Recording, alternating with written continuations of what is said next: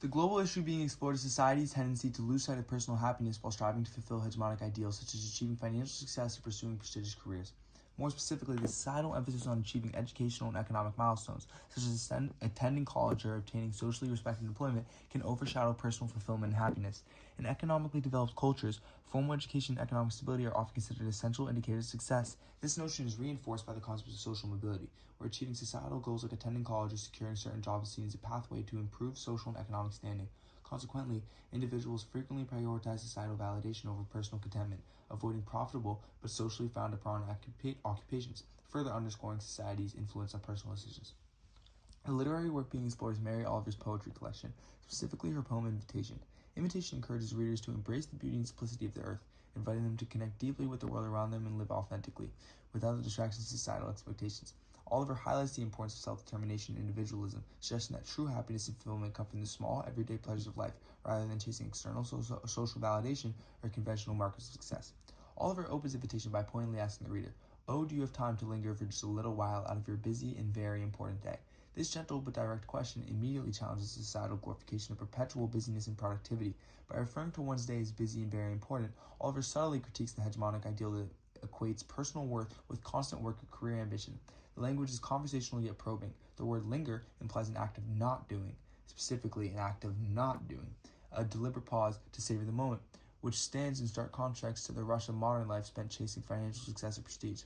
Through this line, Oliver's use of direct address and a disarming invitation in nature, watching goldfinches, encourages readers to reconsider their priorities. The emotional subtext is one of gentle urgency and care. She begs her readers to reclaim personal happiness in simple pleasures, suggesting that true importance in life lies not in meeting societal expectations but in experiencing joy and presence.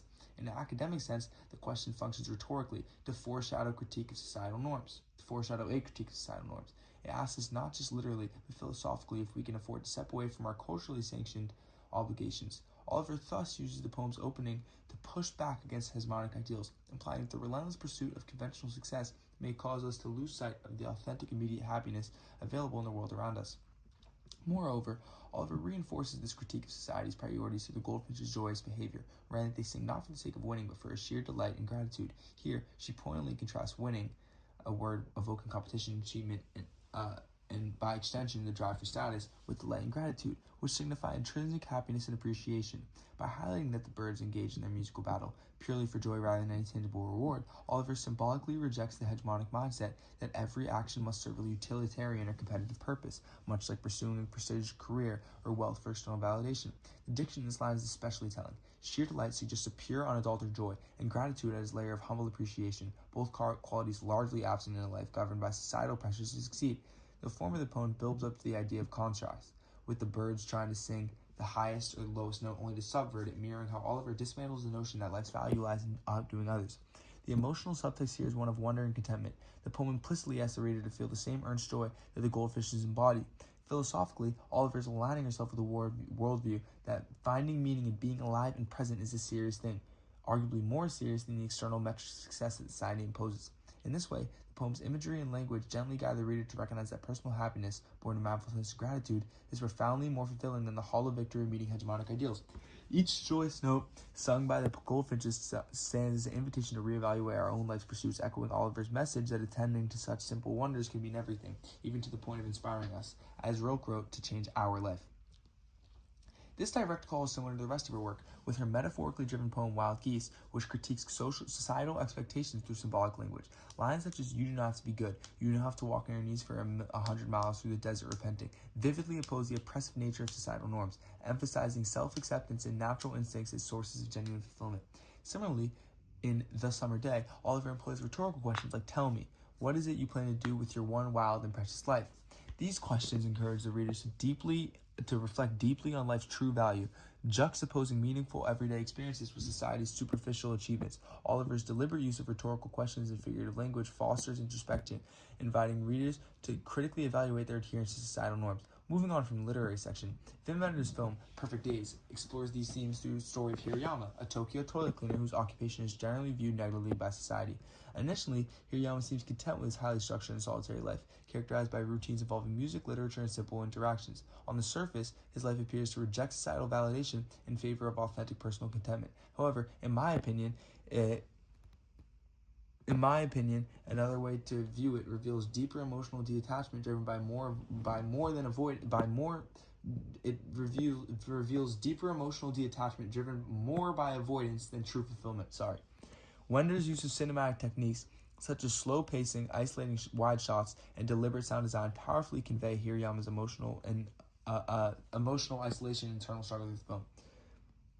Throughout the film, wide cinematographic techniques emphasize Hirayama's solitude amidst bustling urban settings, visually symbolizing his detachment from societal expectations. For example, in the shadow tag scene, it is the first time we truly see Hirayama convey any emotion. It seems to me that this is the first time Hirayama feels emotion with someone of his own age. This is to me important because he sees that there is more to life than his monotonous routine, which is void of emotion. It then provides a perfect segue into the final scene, in which he finally, for the first time, lets his emotions free.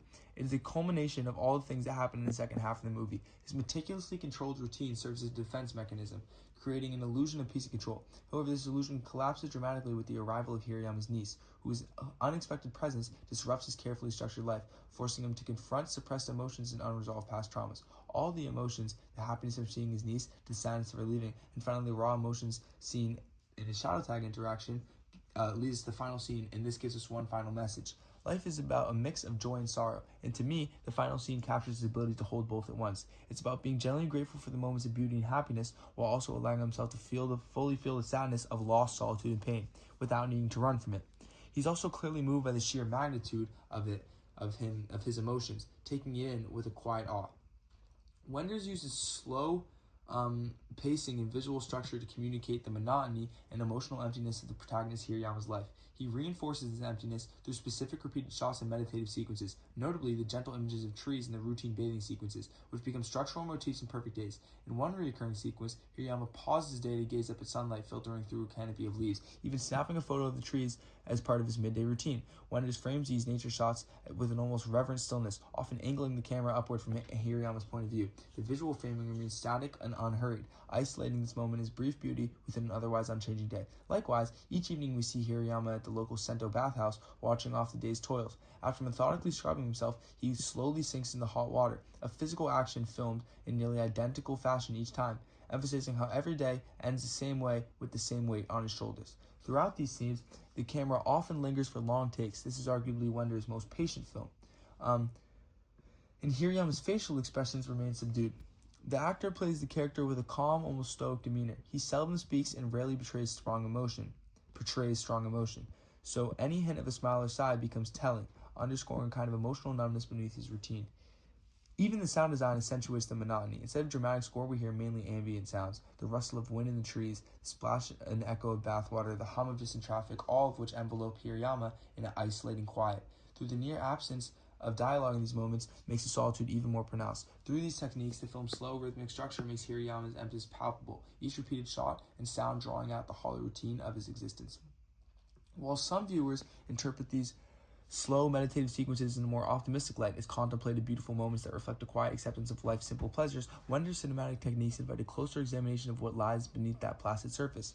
The patient pacing and repetitive imagery certainly create a contemplative atmosphere, and one could argue that Hirayama's ritual of photographing trees or soaking in the bath conveys a mindful appreciation for small moments. However, this serene routine can also be read as masking a deep loneliness. The film's visual and sonic structure ultimately reinforce the sense that Hirayama is stuck in a place, his days differing from one to the next.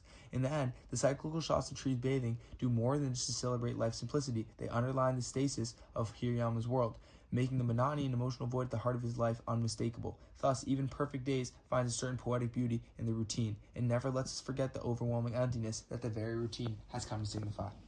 Both Oliver's poetry and Wenders' film critique societal expectations with external validation and superficial success, advocating instead for authenticity and mindfulness as pathways to genuine happiness. Oliver's direct engagement, vivid imagery, and rhetorical questioning foster reflective introspecting, urging readers to reconnect with intrinsic joys often overlooked in modern life. Conversely, Wenders' nuanced visual storytelling, deliberate pacing, and strategic cinematographic choices immerse the viewers in the emotional consequences of societal pressures and voices. Together, these works offer complementary insights, advocating for a profound reassessment of societal priorities. They highlight the necessity of embracing authentic experiences and meaningful connections over superficial markers of success, ultimately promoting mindfulness of introspection. They show two ends of the spectrum. Oliver and Wenders effectively illustrate the emotional and existential cost of adhering strictly to societal expectations, just in two different ways, both suggesting a more fulfilling alternative rooted in higher personal contentment, authenticity, and genuine happiness. Through their respective artistic mediums, they encourage audiences to critically evaluate societal pressures and consider embracing a life enriched by genuine, simple, and mindful experiences.